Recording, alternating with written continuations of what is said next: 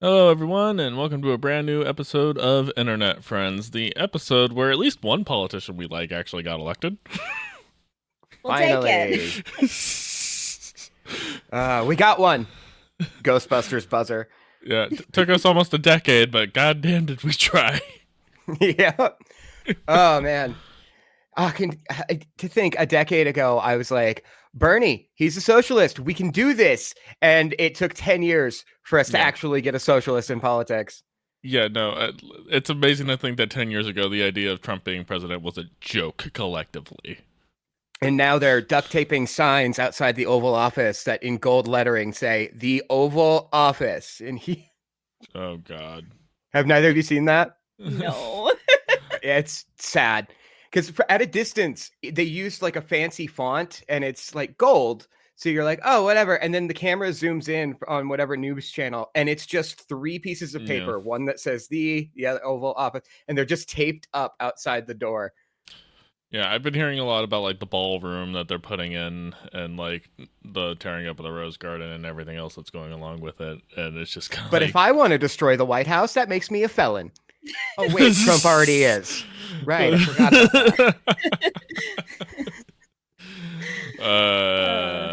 Anyways, while we're on the topic, donate to your local food bank and everything Yes. else, and support those who are probably going to be dealing with a lot of issues with food insecurity. Just to throw that out there, Yep. just And money also. Donate money because a lot Yeah. of them don't need Yeah. actual supplies. Please, Yeah. please do not. And I Yeah. will say, actually, sidebar to all of that. Please do that with every organization. Same thing with like animal shelters and things like that. Don't just drop things off. As somebody who worked at a shelter, it's very Yeah. annoying, and the food banks are probably dealing with that a lot. Please yeah. call. Please check what they Yeah. need first. So I was literally just at a grocery store and they had like a cart that they had out for just like, hey, put your stuff here and we'll send this to like food. Like the entire thing's overflowing. It's just like they don't really need all of that. yes. Yeah, well, and they know what they need for their area, what Right. is high Mhm. request items, and Right. A giant cart full of corn is not necessarily helping yep. feed Yep. people. I used to- just throwing that out there. As part of the youth group, we used to have to like take in food donations, not give them, but work at the closet that was full of food that we were supposed to give out to homeless people, but we never did because we're a church and we're better than that. Yeah, God forbid. And I swear, dude, it's all corn, pumpkin pie filling. It's all just the shit that people are pulling out from the back of their pantry. And it's like, Yes. Mhm. I've been to a food drive. I've stood on the bloodlines, bread lines. I Yeah. know, like, you go in there, like, there's not often a lot of stuff that you want. And Yeah. like, Want or nutritionally need. Like honestly, like the thing that like specifically is just like, dude, like I know they're not really all that great, but like the Campbell soup, like it's just like at least that like is a little bit more nutritionally well rounded, and you're getting Yes. a little bit of everything in them versus just like again, like I said, just like no green beans and corn. Like yes, Yeah. great. yay, peas. Mhm. Awesome. Depressing, but very necessary. And I will say also, monthly donations are very helpful. You can do a $10 a month, $5 a month, super helpful. And also, a lot of them have wish lists, especially like they need diapers and baby formula and things like that. So check your local food bank. There's probably a lot of resources there. So don't starve. Absolutely. Yep. All right, now that we've gotten off of our soapboxes, we go into our homework assignment, which was assigned by Bree this week, and we watched Avatar the Last Airbender. So this is a show that dates back into literally our childhoods, which is kind of insane to really think about. I remember Yeah. watching this on Nickelodeon as it was airing, actually. Mhm. So I think I had the most familiarity out of the group. However, Bree, this is your assignment, so I'm going to go ahead and have you take it away.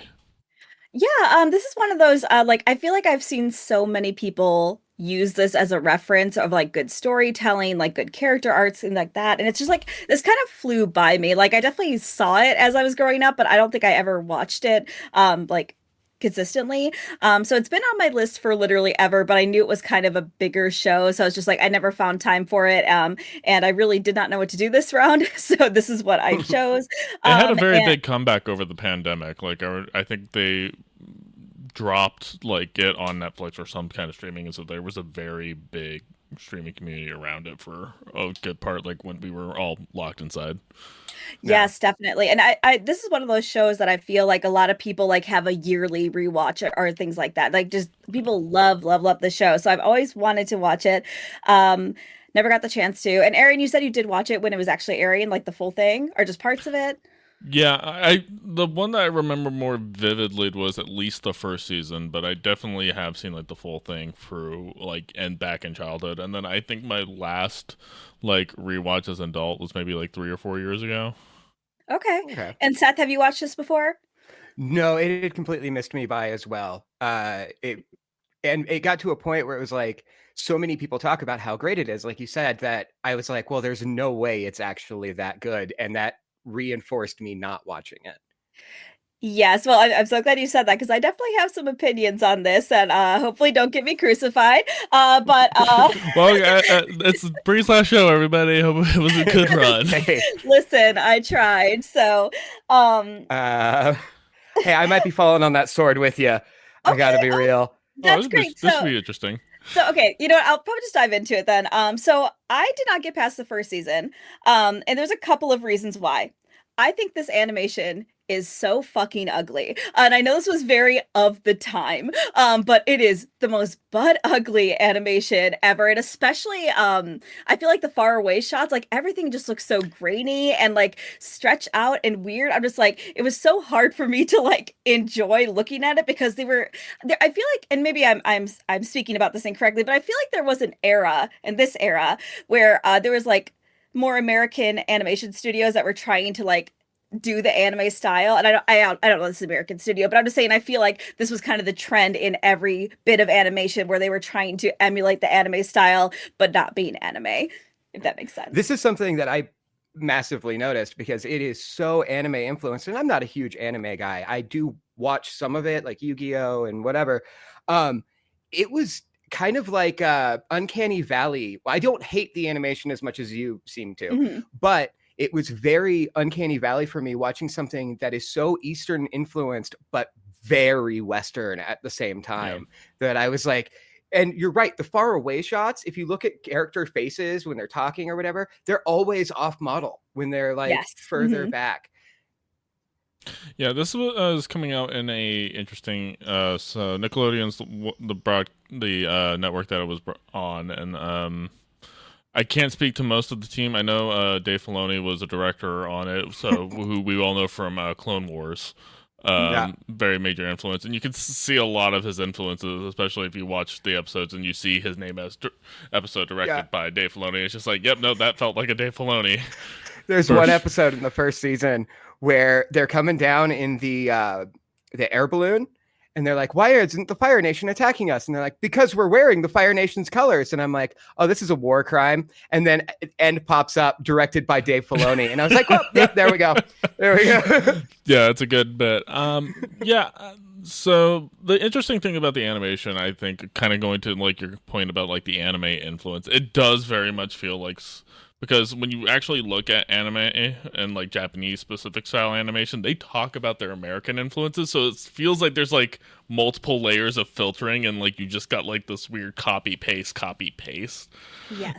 But you also kind of see the influence of what Nickelodeon was doing at the time, because this was also coming out like next to SpongeBob and other like kind of animations of those ilk, and like it wasn't quite like sprite animation, but there are like, it's weird, there's specific like things where it's just like the animation looks really really good, and then there's times like you guys say where it's just like it has that like South Parkian like cutout against backdrop sort of kind of things, and like it has that quality that if you listen to anybody who works in animation, they talk about how like, you know, it's just like, you know, you spend all of the time and budget on like these very specific scenes, and then you have to fill out the time with like really like crappy animation as kind of filler. And this show does suffer from that, because it's just like, you know, it suffers from the thing that eventually developed into like the Marvel formula of just like, cool, we just had this huge like really big moment, high emotion, everything,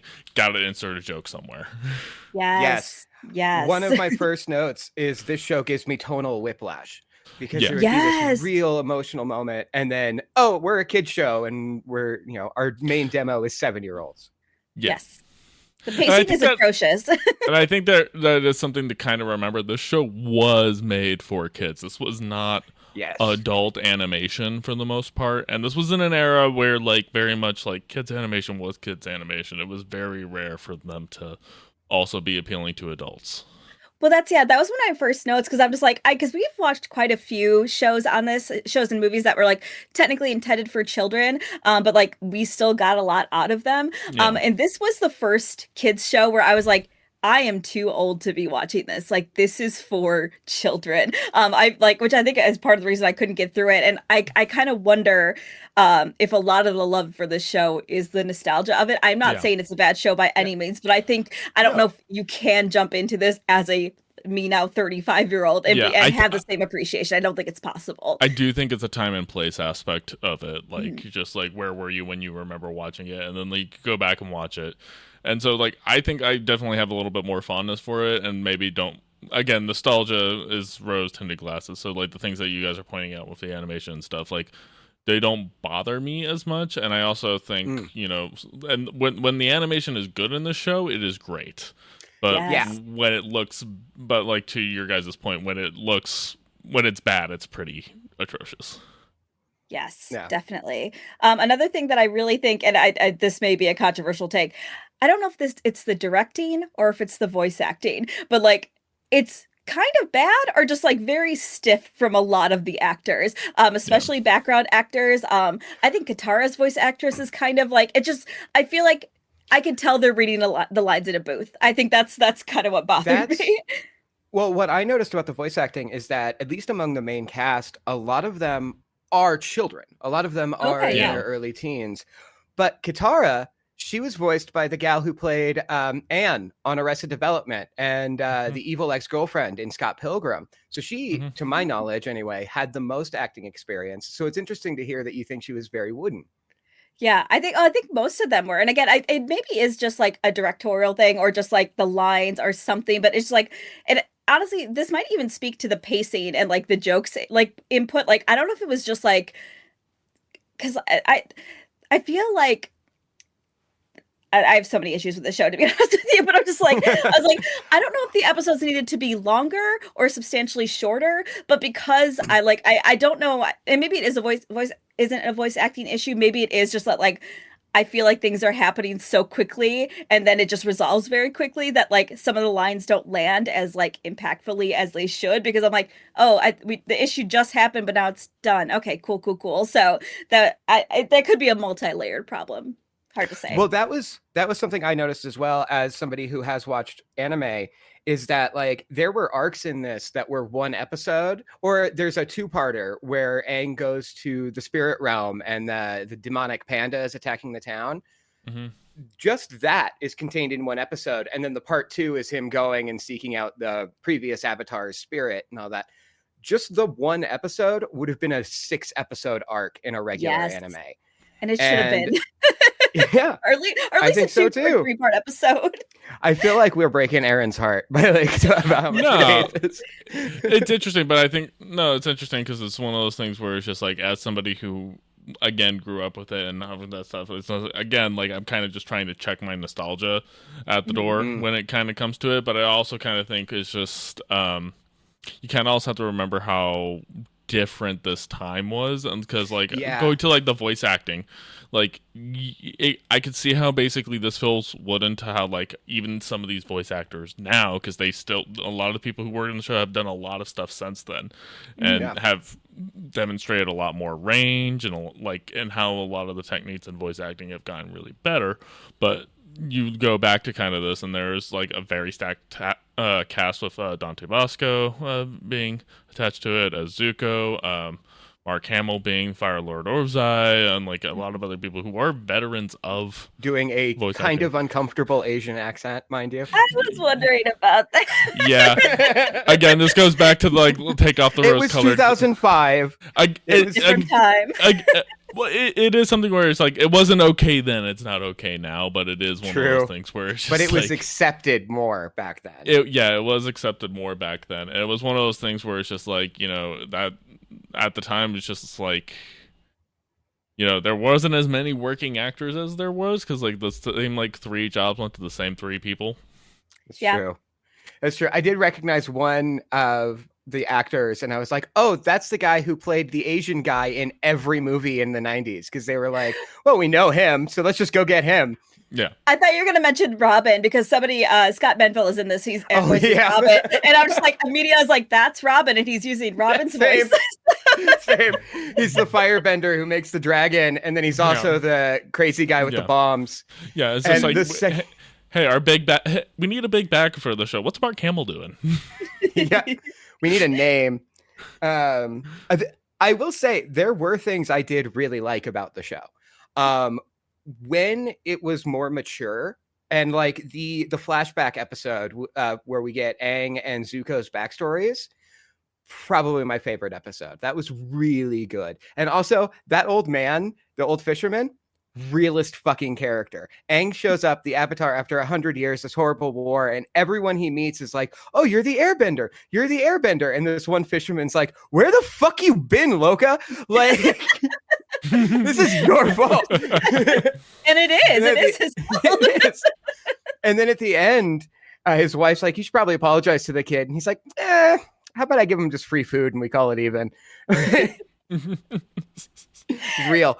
But also that episode, because I hated Aang for the first little bit, and he was my Greg. I thought you guys were gonna have a hard time with Aang. Yeah, he was my Greg, where I'm watching it and I'm like, just stop fucking everything up. Grow up. By the end of episode 3, you've seen that your entire race, whatever, was wiped out by the Fire Nation. Realize your responsibility now. Realize the stakes here. And then we get the flashback episode, and I'm like, oh, yeah, he's scared. He's been running, and that's why they're hopping around and not just going to the fucking North Pole, which is one of my notes. Just go to the fucking North Pole. Yes. I was like, honestly, I'm like, where I stopped in the show, I was like, oh, they haven't even fucking gotten to the like water bending person yet. I was just like, if I had like one like, I think this show could be so much better if it was like actually structured more like an anime, like a 12 episode season for 3 seasons would have been dope, or even 10 episodes. 20 is too fucking long for nothing to fucking happen. So it's a lot of episodes. You will notice season 2 and 3 are actually shorter seasons. I noticed that when I pulled it up on Netflix. And they do cut down quite a bit on the jokes as they go along. They're still there. But there's just less comedic relief. And when the show would be more serious, I found myself kind of hoping that it would be that, where this is a show that ages with its audience and becomes less for 7-year-olds as those 7-year-olds become 10, 11, 12-year-olds. Mm-hmm. So I'm glad to hear that. I also like how I started out the last section by saying there are things I like about it and then immediately ranting about something I didn't. I mean, that's our brand on this show. True. But yeah, I did find that when the series was more mature, that I liked it. When it handled issues like misogyny and things like that, I liked it. And then it would go back to being a kid show for a little bit. And then I'm just like, okay. So, Brie, did you see the last 2 episodes of the season? No. I made it to episode 15, I think. So, okay. Yeah, I think 15 is where I stopped. Yeah. It's the last 2 episodes are great. They're legitimately very good. Yeah, I would say that the last 2 to 3 episodes is where they start kind of setting the tone for how season 2 is going to go, because season 2 is definitely darker in general than the previous season, because you see a lot more about the Earth Kingdom and specifically how it operates, and how there's kind of a darker side to the other nations than just like, because like the Fire Nation obviously is the bad guy, but let's kind of like explore like what other things are wrong in this world. Well, and there is that hint when the like general from the Fire Nation is like, oh, when I was training under such and such in the Earth Nation, I was like, oh, that's interesting. Why would Earth and Fire be like working together at all? Mm-hmm. So yeah, that gets into that, and it pays off a little bit in the second season. And like the kind of thing about it, and the thing I specific, and so like this ties really specifically in with Zuko's character, and like because like his entire thing, I need to regain my honor. It's just like, what honor? Have you seen how the Fire Nation operates? Yeah, like literally, right? there's the guy who's just like, I'm going to kill the spirit of the moon, and it's just like, why? What is your motivation for this? It's like, because I want to. Because it's my destiny to. Yeah, and it's also your destiny to be pulled down into the water and drowned by a giant hand. But that's actually Zuko's story is actually one that I really liked. I really liked that, like, and in the flashback episode, Aang, it gets, frozen in water because he's running and he's scared. Zuko's whole thing was that he didn't want to hurt his own people. He didn't want them to just be sacrificed. And then he has to fight his dad. And he's like, well, I don't want to hurt my dad. And then he gets horribly scarred by his father and banished. Yeah. But that I was like, oh, this is actually compelling, how you wouldn't expect that dynamic from the hero and villain of the series. You'd expect the villain just to have this evil whatever, and the hero to, there's some accident that he got frozen. No. And I like that. I liked that a lot. Have I mentioned how much I like that one specific episode? It was really good. It is. Well, honestly, I feel very similar to what you said earlier. I'm just like, I wasn't really enjoying the show until episode 7. And then I was, because I was like, there was a shift where it was just a little darker, a little more in depth. And I was like, okay, I'm enjoying this. Like I could see a little bit more, because actually it's funny you mentioned being annoyed by Aang. I really wasn't annoyed by him. I was annoyed by Sokka for the most part. Yeah. I'm just like consistent comedic relief, or half the jokes I was like, is that a joke? Like, is that even a joke that kids would enjoy? Like, what's the bit? But like, so I really didn't enjoy it till 7, and then I was enjoying it for a while, and then I stopped again because I was just like, it was feeling agonizing to get through this show, because I'm just like, one of the episodes that bummed me out the most was which actually I wanted to bring up because I am confused what the morals are on it. It was the episode where they have to cross this like big ravine, and there's like the really clean people and there's the really dirty people, and they don't like each other. And it's just like, I forgot what the two groups are called. But like what he does to resolve it is lie to both of them. And I was like, what's the lesson here? That like, because I was like, it's not the lesson is, Bree, is that propaganda works. Okay, cool. Okay, well, one group is upset about false imprisonment for decades, which they should be, and the other group is upset that a ritual that was very important to them was disturbed. So I'm just like, okay, well, these are actually legitimate concerns that, like, yeah, maybe they could talk through, but the resolution was to just lie to everybody. I was like, what do you mean? What am I supposed to learn from this? That's actually something I remember a lot from early 2000s cartoons, is that sometimes the moral was, it's okay to lie. I'm like, in this instance, it's not, though. I'm just like, these were two, like, false imprisonment for 20 years is not just a silly thing to be like, shucks, I guess we'll forgive them about. And again, disrupting a ritual that's really sacred to their people. And those are pretty serious crimes. Like, yeah, maybe you don't hate them forever, but I was like, what am I to learn from this? So, but I guess it's like, lying's okay, even if it's a huge lie. See, my interpretation is that people are dumb and like they'll believe anything you tell them. Again, propaganda works, people. I guess. Oh, the chosen one told us this. It must be true. I guess so. Sounds legitimate. I don't know, Brie, if you made it this far, because I can't remember what episode this was on. I watched the entire first season over the 3 weeks in between record, because I kept being like, I don't want to watch this. I don't want to do it. But I have a note here that just says snake tat whip lady and no other context. I don't think I did get that far, but I am upset. No.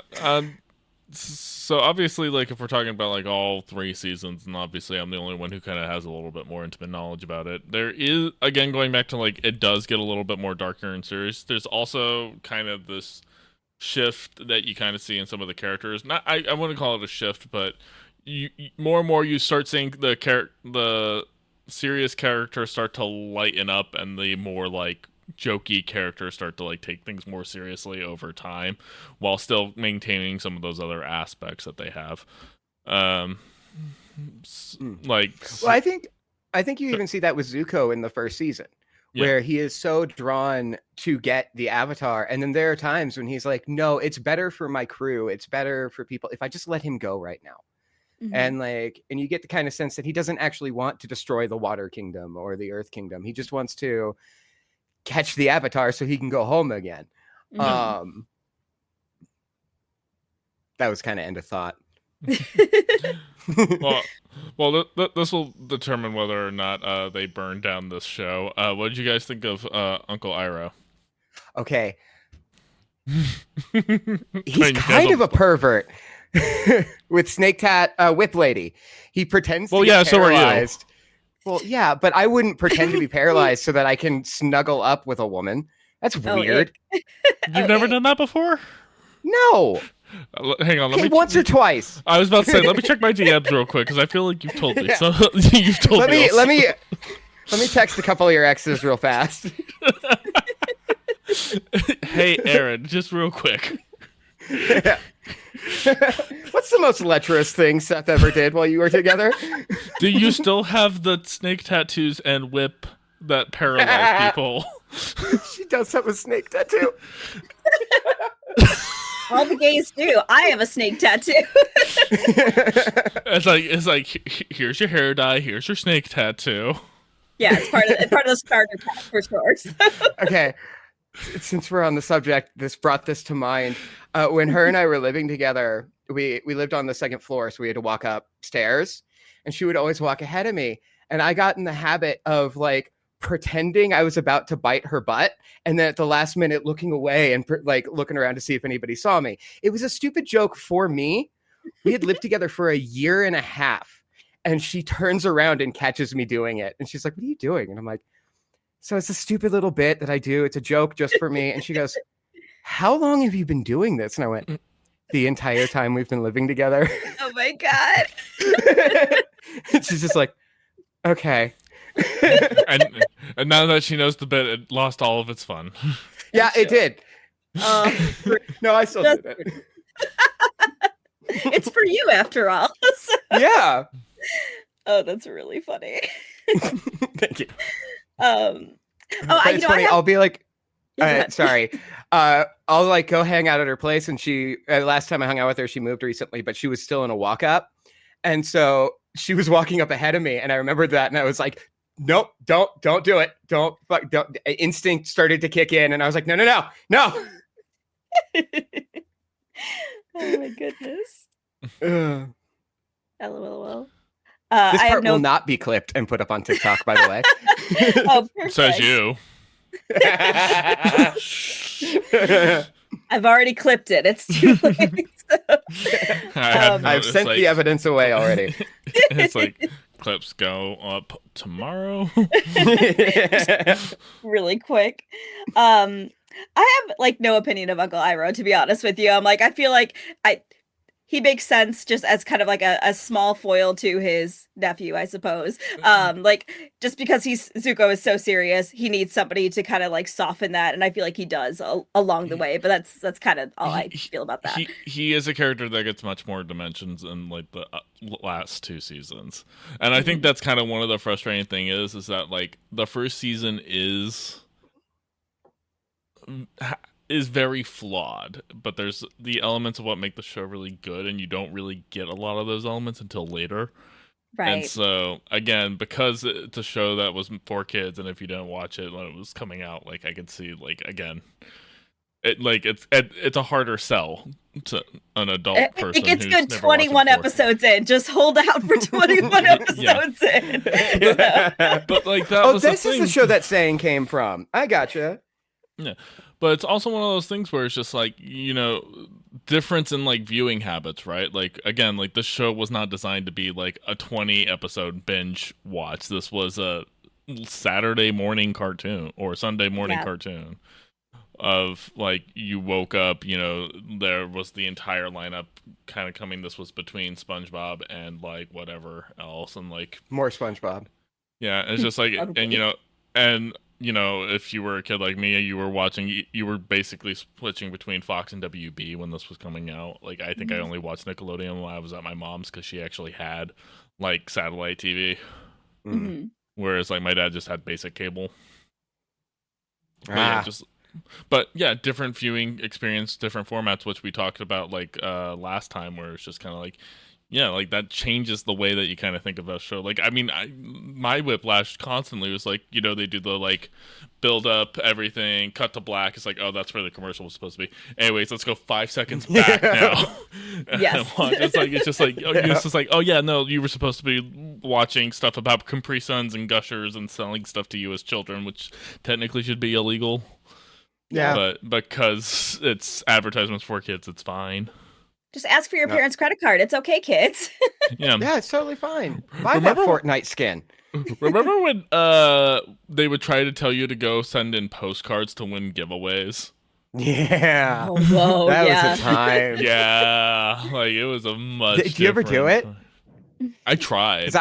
Oh, you did? I think I filled them out, and then like it was just like, asked my mom like, oh, we gotta go mail these. She's like, okay, I'll go mail these for you. And I was like, I'm pretty sure she never did. It's like, how else am I gonna win the Game Boy Advance with the Mega Man game on it? Yeah, come on, it's all silver, or blue, whatever Mega Man is. I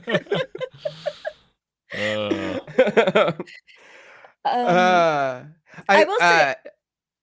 I was just gonna say, no, listen, I'm rock, taking paper, over. scissors, go. This is mine. I literally, it's a one quick comment I'm gonna make really quick. It's just like, I think the fight choreography is really cool. I will give the show all the flowers for that, because at the very beginning, that shit's cool as fuck. The bending is really cool. Like seeing them, like that is the part that always kept me entertained when nothing else was keeping me entertained. I was like, the choreography fucking slaps. Like I get why people get hyped about it. So I will give it all the credit for that. It's very fun to watch.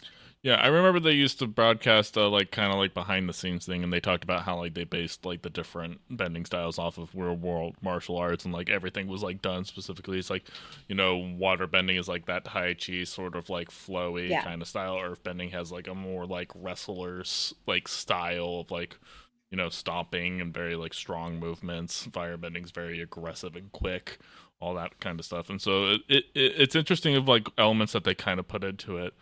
Kind of shifting gears a little bit. Interesting thing about the show is that it's had 2 live action adaptations done of it. It has. I always forget about the Netflix one. Yeah, both have been critically relatively panned for very different reasons. The first one being, the M. Night Shyamalan movie, if you talk to any fan of this series, they will tell you does not exist, and with good reason. And then the most recent one, which was, again, it's just like, again, trying to kind of recapture nostalgia, and like, I'm on the record for being anti-live action remake everything. Oh, yeah. Like, there seems to be like this weird thing that we have in like media where it's just like, it's not considered legitimate until we have a live action version of it. And like, I'm more or less of the opinion, it's just like, stop taking like animated series and franchises and trying to make a live action allegory for it, because like, did we need this? Stop reselling me the same product. I already bought it. Thank you so much.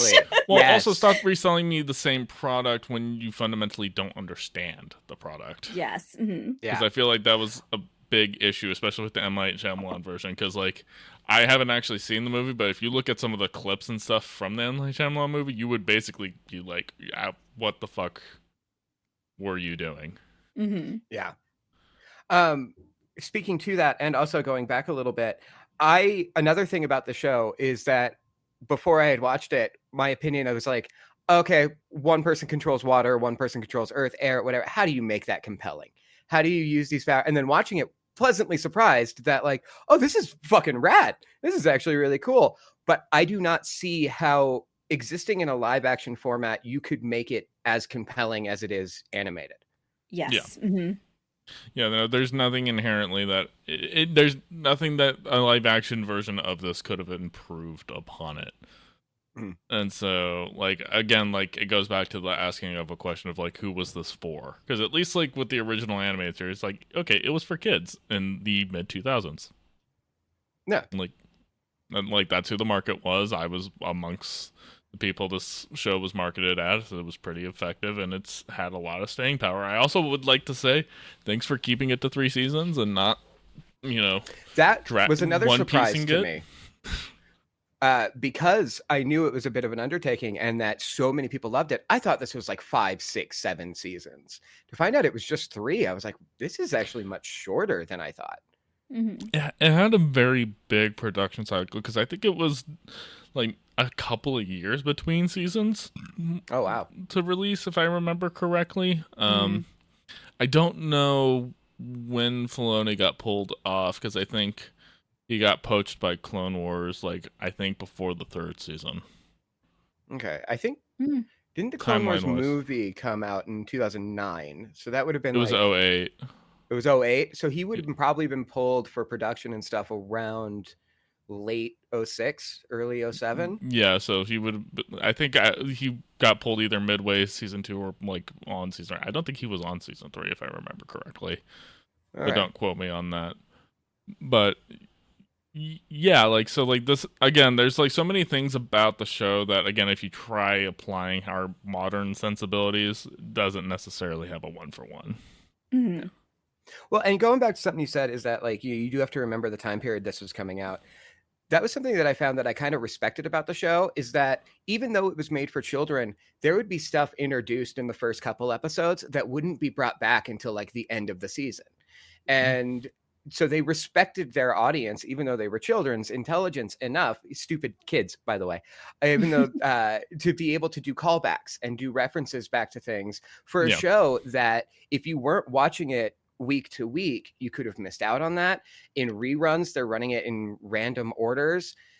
They still respected the audience to be like, no. You've watched this, and this thing that happened in the last episode or 2 episodes ago is still relevant. Yeah. And that was another thing that I liked about it. Yeah, and you have to remember, like, that was actually a rare thing for shows of the time, too, because there was a lot of stuff where it's just, like, you know, very loose connective tissue when it comes to, like, you know, kind of stuff. Yeah, well, that's part of the reason Arrested Development got canceled around this same time, was because, like, no, you have to watch it in order and you have to pay attention to it in a time before DVRs were really regular, in a time before binging, in a time like... And how do we put this into syndication? That's where we make all of our money, is syndication. Right. No, it's like one of those things where, like, but I think, you know, going back to kind of like the water cooler aspect, like you had to watch it. Like, I'm sure I want to say early middle school by the time this was coming out. But like, I guarantee this definitely had, like, you know, kids on the playground, you know, sitting around the water cooler. Yeah, well, like in their suits and ties, bloody about their wives. So, yeah, but no, like kids on the playground, like reenacting, like, you know, the scenes that they saw on the show and everything. Oh, for sure. Well, even though I didn't watch it and didn't go to school, I was homeschooled. I remember that. I remember like being at youth group and seeing people over doing the moves and being like, "Nah, I'm a firebender." I'm a, you know. Now kids are just playing Roblox and getting, you know. Getting groomed. So I don't know what kids are doing. I don't want to know. Basically, yeah. Actually, they're into K-pop Demon Hunters and me too. So I'm literally wearing them right now. So I get it. The amount of people on my Instagram feed was just like with their kids. It's just like, oh well, here's my daughter with her roomie cosplay. It's just like the amount of time it took to getting her hair in a purple ponytail. I swear to fucking God. Oh, I'm sure. So sure. Buy a wig. Yes. Much easier. You realize how difficult it is to style a wig? No, because I've never bought one. I have thought about, as a balding man, there are times when I'm like, oh, you know what would look really good with this outfit? This specific hairstyle. And like, you know, whatever. So I've thought, why can't I wear wigs as an accessory? Like, I embrace being a balding man. I post a lot of TikToks without wearing hats.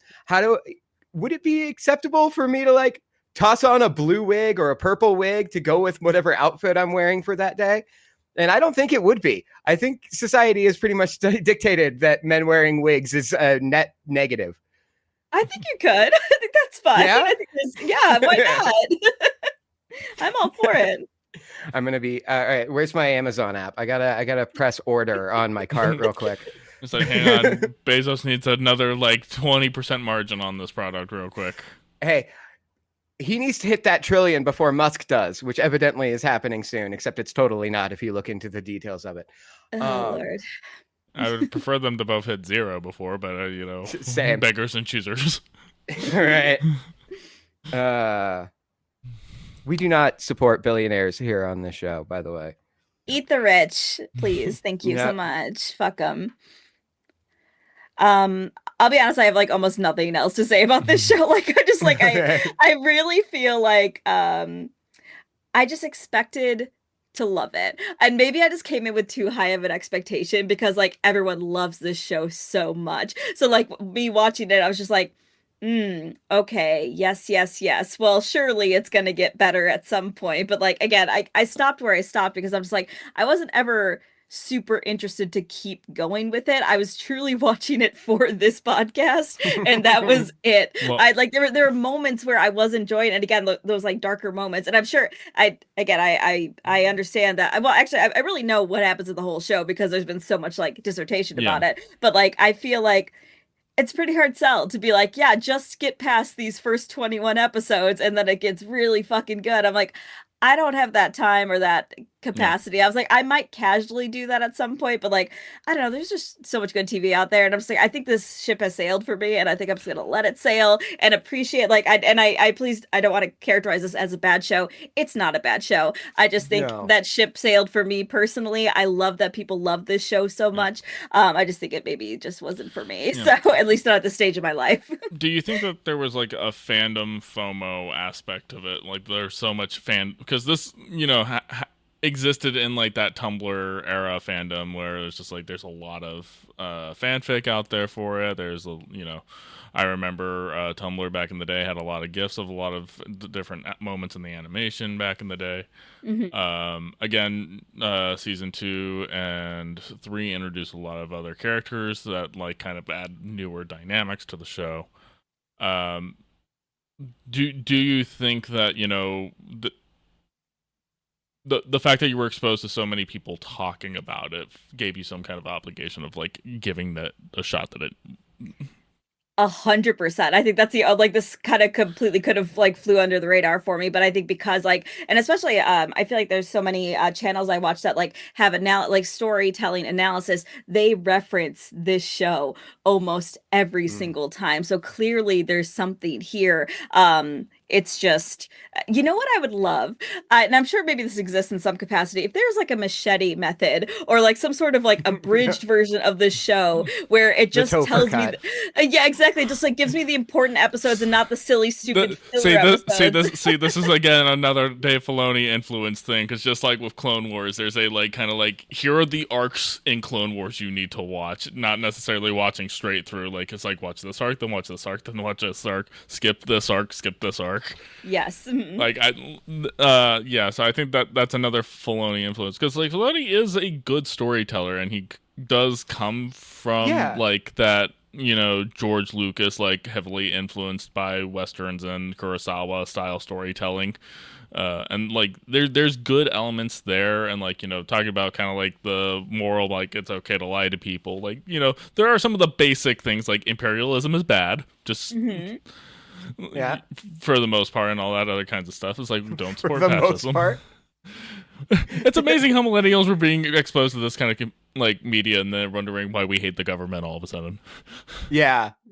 Right. But no, like I think that again, like I'm very much of a mindset is just because I like a piece of media does not mean that like everybody else has to like it. We've talked about that numerous times on the show. There's been pieces of media which is just like I really liked it. I probably never would have chosen to watch it on my own. And then there's also been stuff that we've watched where I've just like, yeah, this was not aimed at me. One of the shows that you were contemplating actually last time we talked was Steven Universe. I've seen Steven Universe as well, and I did not like that show. But Brie, you might have liked that show better than I did. Yeah. And that's another one that I've heard is really great. Every queer person in my life keeps screaming at me that it's great. And being the straightest person here, I was just like, yeah, this show was not made for me. I am not the target demo here. And that's fine. Yeah, I do worry about that show because I'm like, we'll probably have to watch it at some point just because like I feel like I'm glad you mentioned Tumblr because I feel like there's just like, and we mentioned this when we watch like Has Been, where it's just like I feel like there's just like sometimes the fan base just ruins everything, and I'm just like honestly that. Oh, worries and me Steven about Universe is in that category. So. Is like the fandom has done some unhinged shit That when fan it base comes is to that terrible. show. So I'm just like, okay, is that a mark of wait, this show's actually not that good and people are just way online way too fucking much, or is it actually a good show? Who's to say? So maybe one day I'll find out. I genuinely find that sometimes when fandoms are terrible, it's like, oh, it's probably a good show or a good piece of media or something. It's just like I just don't want to be associated with this. Yes, I'm not wearing the merch out in the world. I don't want people to think poorly of me. I mean, I thought that of Rick and Morty, like right from the start. It's just like, this is a really great show. I do not want to be associated with a single person wearing a Wubba Dubba Dub Dub shirt. Honestly, I'm like, I do not want to talk to that person. No. Especially when the Pickle Rick stuff was going on. Yeah, when the Pickle Rick stuff started, I was just like, okay. Yeah. That the fandom killed Rick and Morty for me because I watched it from the start. Oh yeah. And then when the Pickle Rick stuff was happening, it was like, oh, I don't want to be associated with this. And then like the next season started and I was like, I'll catch it on streaming. And then the Justin Roiland stuff came out and everything else, and it's just like you just had that like, all right, well that shit has sailed. Yeah. Who's the guy who created that and with Justin Roiland and Community? Dan Harmon. He created Dan Harmon. Yeah, I when that stuff came out, I was like, boy, Dan Harmon surrounds himself with a lot of piece of shit people. Maybe I don't want to support Dan Harmon anymore either. Good call. It's probably a good call. He does have a habit of that, and he has also been called out on shit before in the past, so... I was not aware of that, but it does not surprise me. I can't remember the exact stuff, but like when he was taken off Community toward the last couple of seasons, like there was some harassment claims that came out. I forget what exonerated for him to come back for the last season, but I hesitate to talk about this simply because I know all three of us probably have a burning hate for this show. Have you heard the recent allegations against David Harbour from Millie Bobby Brown? That he was bullying her during like season 4 of Stranger Things. No, just like I didn't hear about that. We don't know the extent, but she complained so much about his bullying that Netflix did an internal investigation before the filming of season 5, and all of this is just coming out now. Wow. So we don't know anything that's happened yet, but yeah. Sucks. Hate that. It's like so easy to not be a piece of shit. I'm just throwing that out there. I've actually never sexually assaulted anybody, and I've found it very easy to not do that as it works. Very easy. So fucking easy. Very easy. Oh God. Yeah. But sorry, were you about to ask me if I've seen Stranger Things because I haven't. So. Oh, you haven't? Okay. Oh, so our next homework assignment is not just. I want to do that. I want to do that. I was going to say, did you watch the first 5 minutes that they released? They are desperate for this next season because it's the last one, and there has been so much controversy, not just the David Harbour stuff, but like one of the actors being exceedingly pro-Israel and like making bumper stickers that says like Zionism is sexy and like handing out and stuff. Yeah. So there's like a huge push to protest this season. Also, he's the worst character on the show. I don't know. Aaron, have you watched it? The show or just Stranger Things in general? Yeah, I've seen bits and pieces. I've never sat down and actually like watched through the whole show. Okay. His character in the first season is in the first episode, then gets kidnapped and sucked into the other world, the like upside down. Oh, okay. Disappears for the entire season. You get to watch all of the other characters interact with each other, and then there's 3 more seasons of just this other guy being there. And they did not know how to write his character. They did not know anything to do with his character. And he's the one that's out there being like, I'm pro-Zionist and you should be too. And we're like, you should have been written off that show in the first season, dude. Yeah.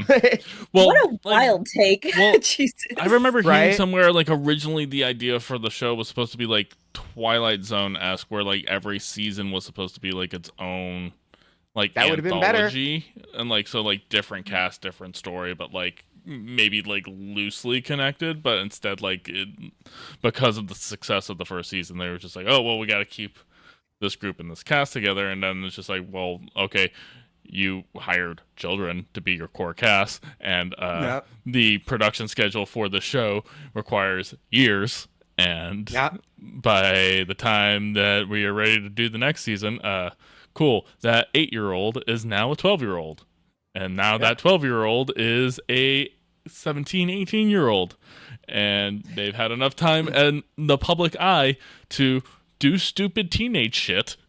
Yeah. Well, the thing, like Millie Bobby Brown, the star of it, she was, I think, 11 or 12 when the show first started. Yeah. This season that hasn't premiered yet, she is now fully an adult, married, and they adopted a child. She is a mother still playing a like 14-year-old kid. Yep. It's I have to be convinced every time a new season of Stranger Things comes out to watch it. I'm never like, oh, I'm going to put this on. I like this season. I like this series.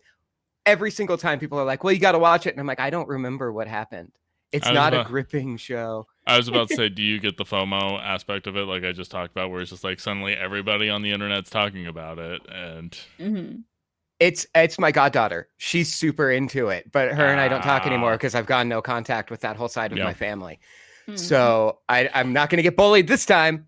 Well, that's the thing that gets so irritating though now, because even if I want to be interested in something, by the time like I'm even introduced to it, like, you know, it's already been spoiled and like people are already talking about it, right? Like the new Welcome to Deary show around it, like literally, like I know everything that's happened in that first episode literally before I even knew the show was a thing. Yes. Because instantly, like, I just saw, like, everybody's talking, it's already been spoiled and everything else like that. I'm just like, okay, guys, you need to understand, like, specifically, and we've talked about spoiler culture before here. There's a time, like, Seth, you sent something about the new Has-Been Hotel thing, and I instantly was like, dude, I've been scrolling away from everything Has-Been because I know eventually I'm going to watch it. Well, I know eventually I'm going to watch it. I just haven't sat down to watch it yet because I'm not that much of a fan. Yeah, I haven't watched it either. Oh, it's an interesting season, to be honest. They're going in an interesting direction. So, but you know, same thing. I don't want to tell people I like it. So. Sir Pentious is hot. That's the only our first episode is a whole episode of us talking about us liking it. So there's kind of a problem there, Brie. Ah, shit. Erase it. Quick, somebody put Brie in a Sharpie. Put Brie in a Sharpie bath. Let's go.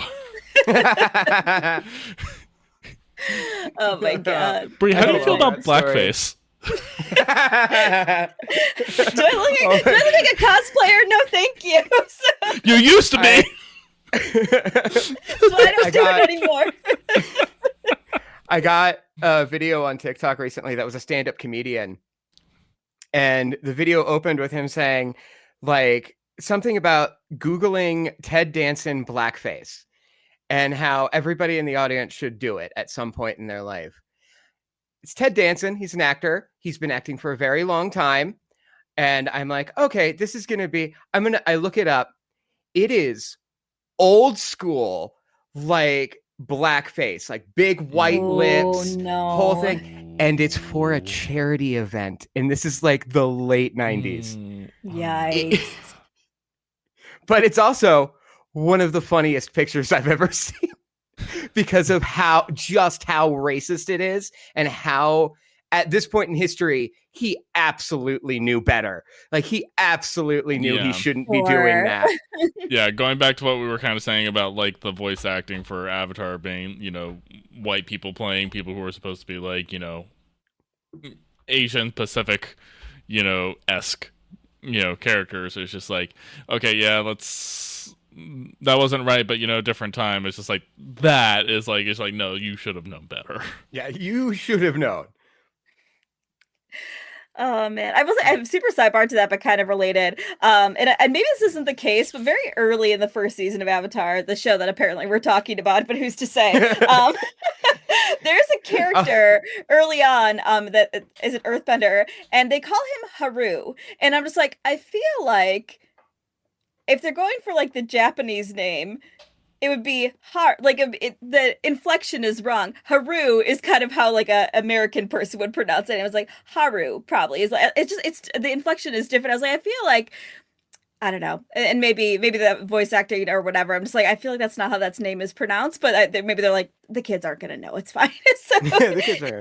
There is that with a lot of the names though, where it's like, oh, these are very Asian influenced names, but they're being said with such a big Western accent. Yes, Yeah. and I'm like, okay, well, they're probably like, it's for kids. It's fine. Just send Western it. inflection, I mean, not accent. Yes, correct.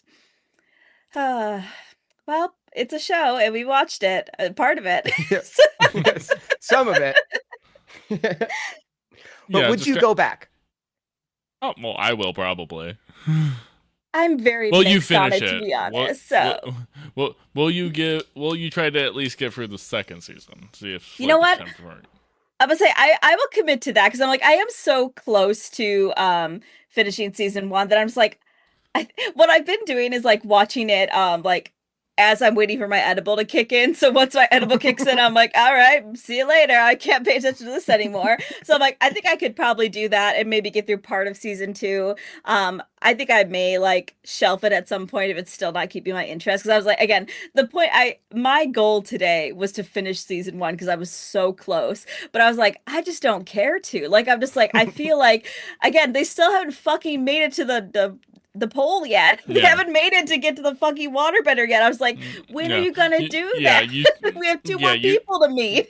And you haven't even gotten, because like season 2 introduces a lot of mainstay characters that like, it's just like you don't ever interact with in season 1. So there's a lot of content still on the table is the kind of the thing. Right. Well, when they mention Zuko's sister, I was like, oh, I know that from people I've talked to, that she's a like real big character as the series goes on. Oh yeah. Yep. Also hasn't been introduced to Toph or Mai or any of the other kind of characters. Mm-hmm. Yeah. Because I finished season 1 and the last 2 episodes are so good, that made me go, okay, I think I might continue with this beyond just season 1. I definitely didn't hate this. There are parts of it that I hated. Yeah. So, and now knowing that it does get a little bit more mature, the humor isn't such a huge part of it moving forward, that it does encourage me to potentially, maybe someday. You have to remember also, going back to like when we talk about different shows having different format, there is that thing of just like the first season slog of just like the first season is literally just like, this is an idea of a thing that we have and it's not completely fleshed out. They probably didn't even know that they were going to have 2 more seasons after this season. No. That's so tough though, because I feel like there's a lot of shows like that. They're like, oh well, yeah, sorry, season 1 really sucks, but once you get to season 2, and I'm like, okay, well, what do I do in that situation? Like, do I have to just sit through a really shitty like season of television to get to the good stuff?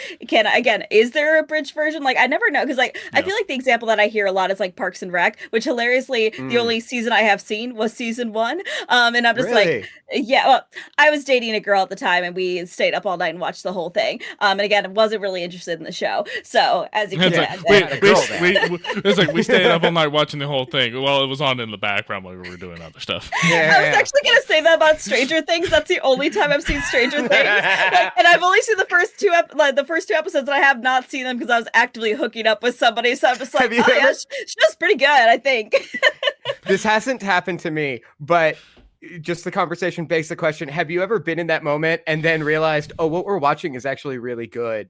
And you find yourself like being torn between like.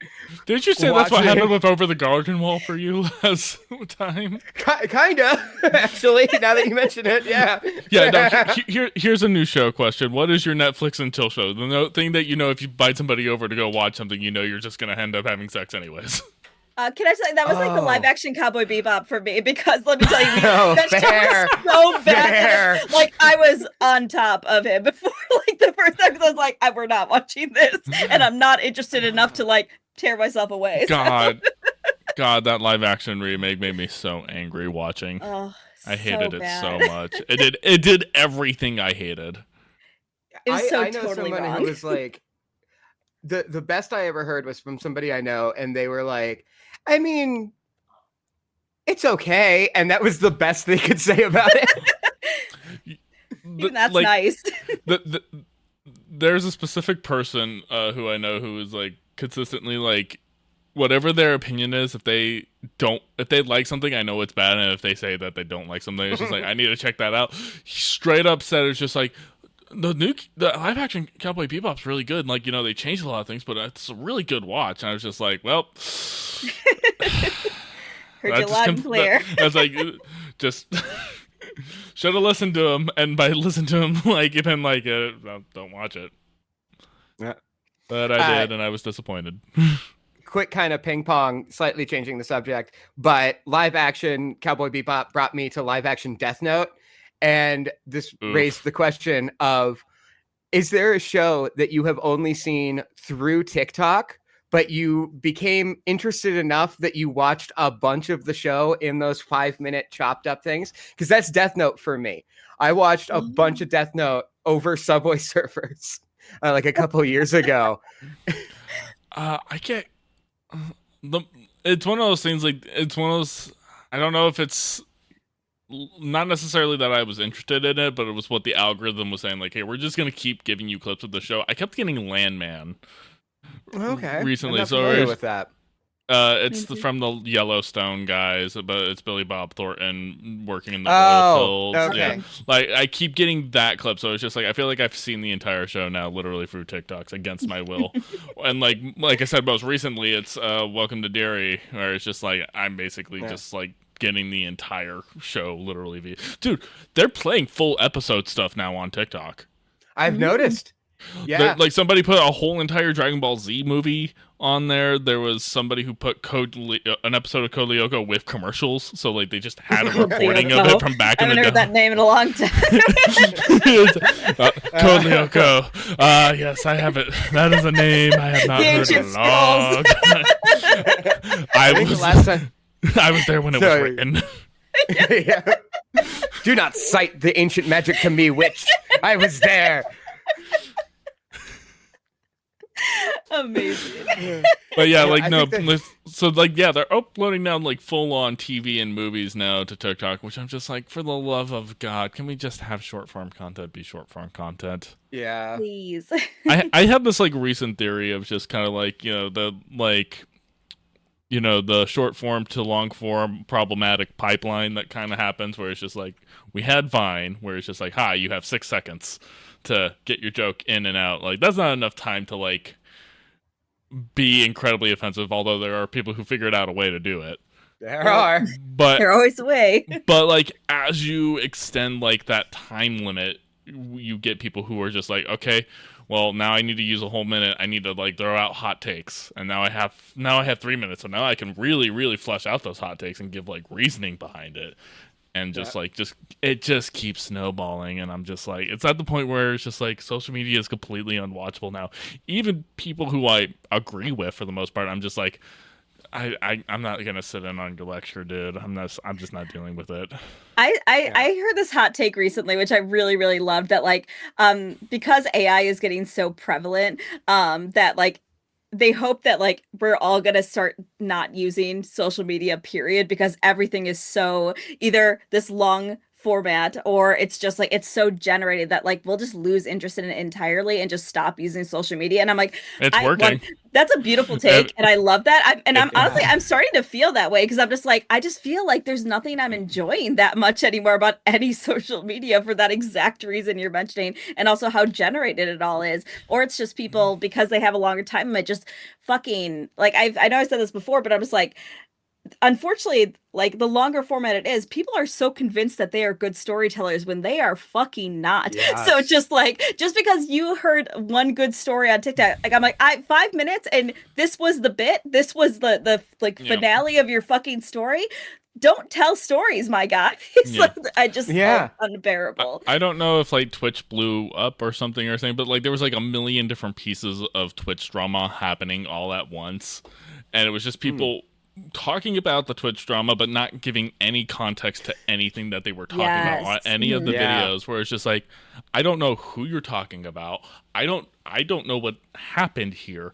I don't know anything about this, and yet you're talking to like social media on an algorithmic based platform where it's basically randomized, expecting me to know what any of this is. Mm-hmm. Yeah. Like, No, and like what the hell? Like, it's just like, As- I don't, like, I barely know who QT Cinderella is. What makes you think I know anything about these other two people? And no, I wasn't watching the fucking stream because I don't watch fucking Twitch. Right. Yes. Not 2020. Who's watching Twitch? Well, and there's an extension of that too. There's a guy who comes up on my For You page every once in a while who does like movie news and like things about movies. And he'll start the video by being like, Ghostbusters saved this one actor's career. So in 1979, a script started floating around Hollywood, and then he'll give the entire history of the making of Ghostbusters before getting to the fucking point. Yes, And that's I'm not like, why I'm here. I don't care. Yeah. I also hate the trend of uploading a clip from something and having the like gotcha moment at the beginning and then starting the actual clip leading up to what just happened. Yes. Oh my God. There's just so much discourse about nothing, right? I think that's the, I feel Yeah. like that's kind of what we're circling around. Just like, every time I open up, it's like, well, you got like somebody just made a kind of a parody of it's Bowmanizer actually, but he was just like, everyone's been asking me to talk about the drama between blah, blah, blah. I was like, there is so much discourse about the discourse from random people. I was like, I think we all need to realize that we're not the main characters and just shut our fucking mouths. Like, you maybe don't have anything to say, by the way. Like, please convince yourself of that. It's the typical social media cycle. It's also how algorithms of these platforms, like they, again, like however the algorithms is set up to like how things get served, people make content according to that. So that's why as content allow longer content, people have to fill for time. They have to catch attention, so they have to be more edgy, or they have to like feed into drama cycles and other kinds of things like that. And just it's annoying. And like I keep thinking about how like specifically platforms like TikTok and YouTube specifically, of like how their algorithms like are just like, God, the content on these things used to be so much better. Just when they were made as they were intended to be made versus like however they've set up their algorithms to push people to make content in a certain direction. Mm-hmm. Yeah. And it sucks because like there's a lot of creators I really liked that like, it's just like, look, I want to keep making the content that I was making before or similar to, but the algorithm dictates that like I have to make content like this. Yes. Yeah. Mm-hmm. Yeah. Well, and also like TikTok specifically, you don't make a cent on videos. We've said this 1,000 times. You don't make a cent on a video that's not over a minute long. So you're incentivized to make those minute-long videos. Yep.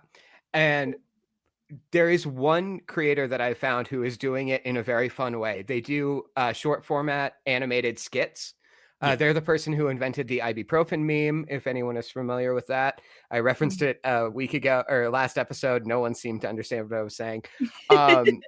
But he'll do the short format video. The video ends, and then he goes, all right, now watch me play Tony Hawk for a minute. And it's just video footage of him playing a video game. Perfect. I love that. No commentary, just gameplay.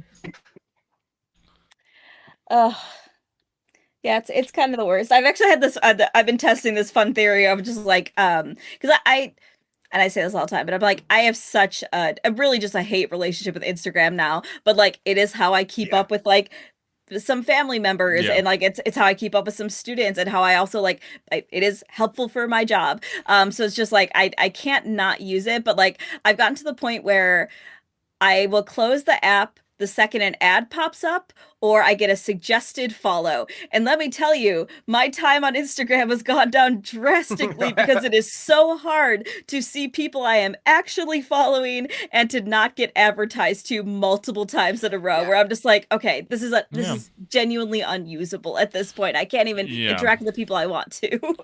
Well, and that was one of the worst things Instagram ever did, was making it to where you see people you don't follow on your main timeline.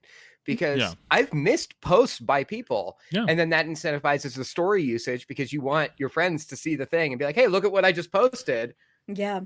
Like It's like, well, if I was just seeing it naturally scrolling, I would have already engaged with this thing you posted 2 days ago. like it was very simple when it was just like, here's your main feed. It's just people you follow. Yeah, we'll throw in the occasional ad every now and again. Totally fine. Here's Discover. You can search here, but like also we're just gonna give you algorithmic random stuff. It's mostly going to be porn, but Yeah. here's your algorithm. And then like My there's all the other reels stuff. have been wild the past couple of days, by the way. I don't know if it's like something going on with Instagram, but wild. I don't west get on any Reels porn, right now. my friends. Weird. Yeah, the I'm trying to figure out whose AI slop is worse, Instagram's or TikTok's, and it's close. Oh, it's real close. I don't know if this has to do with algorithms and the way mine have been trained. I get way more AI stuff on Instagram than I do on TikTok. Yeah, I would probably agree with that. I would say that again, going back to like I'm seeing a lot more of the drama stuff on TikTok, which again that doesn't surprise me. But the Instagram, I'm definitely getting way more like egregious AI slop. Yeah. Quick funny thing about Instagram and how they're not showing you your friends' posts. Friend of the show, Meg, did a lovely National Dog Day post about her dog. I didn't see that post. I only saw what she put on her story, which was a bunch of pictures of her dog and best first dog ever. And I'm like, oh my God, did her dog die? Oh no. So I had to go to her account and see, oh no, it's just a National Dog Day post. Oh, I had the exact same thing happen to me because and I haven't seen her on my feed in fucking forever. And then I saw that one post and I was like, oh my God, did they pass away? And then I was like, oh no, okay, just celebrating in general. Holy shit. And I remembered that her dog had health problems like a little while ago. And I was like, oh no. She posted recently in stories that her dog, I think, has cancer or something. And so like, but like it's just like it's manageable, and she's just like, all right, you're getting spoiled until it's your time to go. And I messaged her and just be like, all the spoils. Yes, poor baby. Spoil that thing rotten. But but no, so, like it's weird how like because like I've even popped in to like Facebook to see, is it still just a wasteland over here? Yep, but it's where everybody still is from high school and like all my family and everything else like that. It's hard to get away from. I used to just keep Facebook for Messenger, and then I deleted Messenger off my phone. So about once a month, I pop in on the actual computer, internet, Facebook, and it's just slop, ads, and a bunch of messages from my mom because she sends me stuff and memes that she's found. And is this AI? And I'm like, yes. Mom, just text it to me. But if you're asking, the answer is yes. Yeah.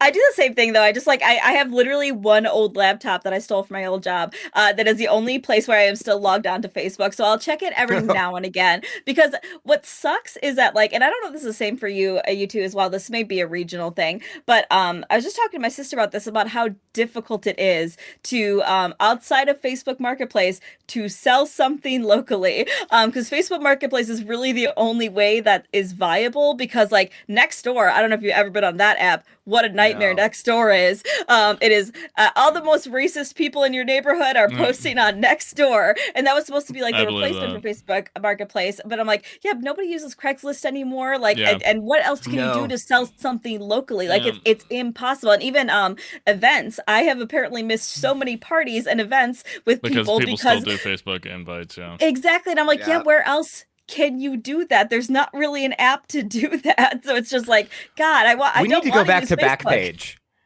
Yeah. Backpage. What is that? Oh, I really hope that was going to hit with Aaron. I don't know what that is. It was like, I don't know if it's still active. I've only been on a couple times. Back in like 2013, 2014. So this time frame, remember, this is Google Hangouts era, Bree. Let's just keep in mind what we were all up to at that time.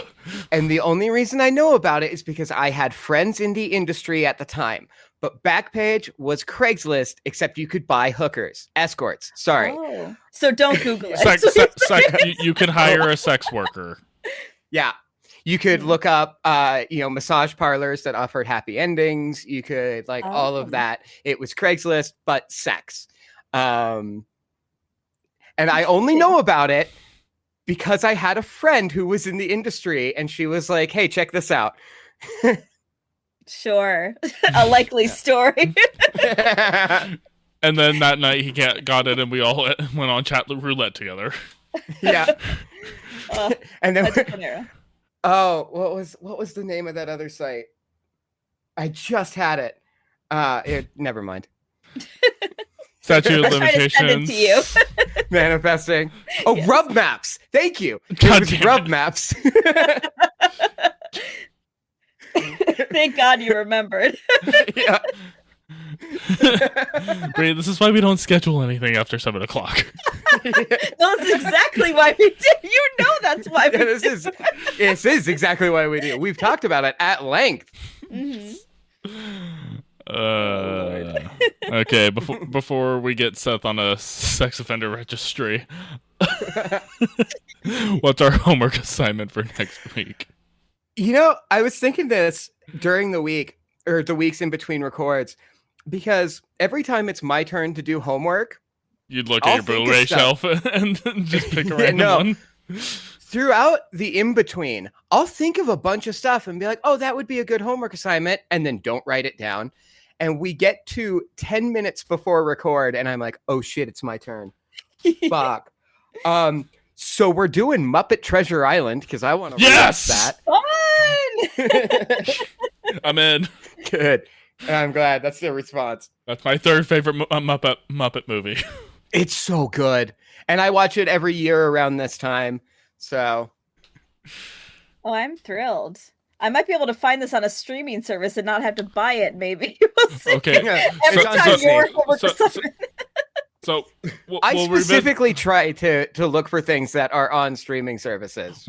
We'll revisit this maybe in the episode, but which one of us is the human and which the other two is replaced by Muppets? Oh, I want to be a Muppet. And also, which Muppet is replacing you? Gonzo. Yeah, no, we already did. Sorry, the I answer to ruined that the next question. episode. We already knew the answer to that question. Oh, that's tough. I think I'd want to be a Muppet too. Can we just all be Muppets? Can we all just be Muppets? All right, well, you have until the next episode to get your Muppet made, and we're only going to... We're doing it. I just really want That would make me so happy. That would make me so. I've been wanting to make a puppet for so long, and this would finally give me a reason. I was about to say, we have no budget, so you were in charge of making your own Muppet and learning how to do. That's fine. Everything. Oh, So- you think with my experience working at the church and being in youth groups that I don't already know how to be a Muppet? Oh, trust me, Come I'm just on. gonna... Luckily, I have a very crafty wife who's gonna do most of the work for me. I did audio work at a puppet convention that was held at my church. That's on Okay? brand. Okay. I thought that would get a bigger laugh. Bag. So, Yeah, a sock with. yeah, exactly. She's just gonna take some purple Sharpie to be her hair. Exactly. You won't be able to tell Love the it. difference. It'll be perfect. All right. Well, I'm looking forward to this homework assignment. Anyways, I am TCK Media Productions on most platforms. You can see that Seth23 on the Tiki Atakis, assuming it's not AI slop by the time you get there. Oh, never. He I would never.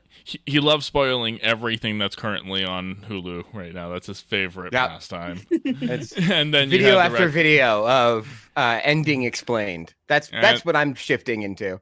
Exactly. And then you have the raccoon loon herself, Brie, with an adorable kitten. It's Dio. Oh, That's our show, and we'll see you all next time. bye.